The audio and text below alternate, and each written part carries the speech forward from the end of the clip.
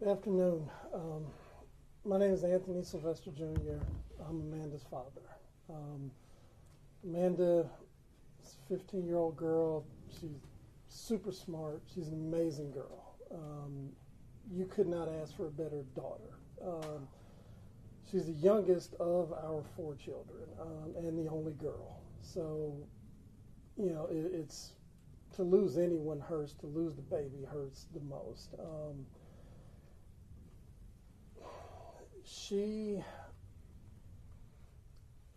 in going through this it's been extremely difficult. It's extremely difficult to be here now. Our family is heartbroken. We are trying to put the pieces together, and it seems like every time you pick up one, you lose another. We don't have any answers. It seems like everything is, kind of like Attorney Crump was saying, that everybody's pointing fingers, but nobody's taking responsibility. And Amanda deserves that those who did this to her are held accountable. We deserve it. Our community deserves it. I don't believe that we're the first family to go through this. I'm hoping we can be the last family that has to go through this. Wow. We waited. My wife waited. She was there. She was at the practice. She was going to be there from the time she dropped her off to the time she picked her up and brought her home. We were failed. Like I said, our community was failed. We need answers. We want answers. I think we deserve answers. Yes. This happened to us. It could easily be anyone else's daughter. It could be them. It could be your son. It could be your mom. Like I say, it could be you. We have to do better as a community. This is a service. You dial 911, you expect people to show up.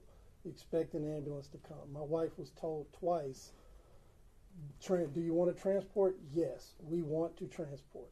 And they never showed up. So anything we can do to get answers, we need to do it. We need things to change.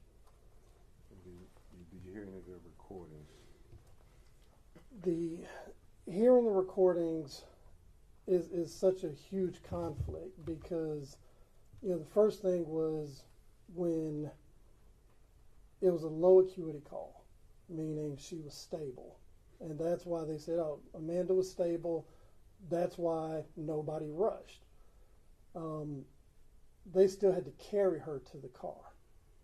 And then we hear the recording of, we got to get the ambulance there. Hurry up and get there. And there's a recording we heard on a report where the fire EMS asks the dispatcher, this girl is having seizures. Where's that ambulance? So I don't understand how someone could be considered stable or low acuity while they're having seizures. Amanda lost consciousness again while they were present. So it's just, on top of losing our daughter, our baby girl, we don't have anything that makes sense. We look at it and go from the time it happened to her time of death, where we were present.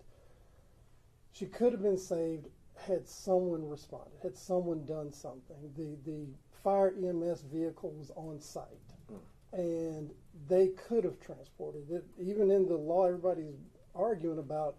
They say they can transport in a life-saving emergency time. If this was not a life-threatening emergency, what is? And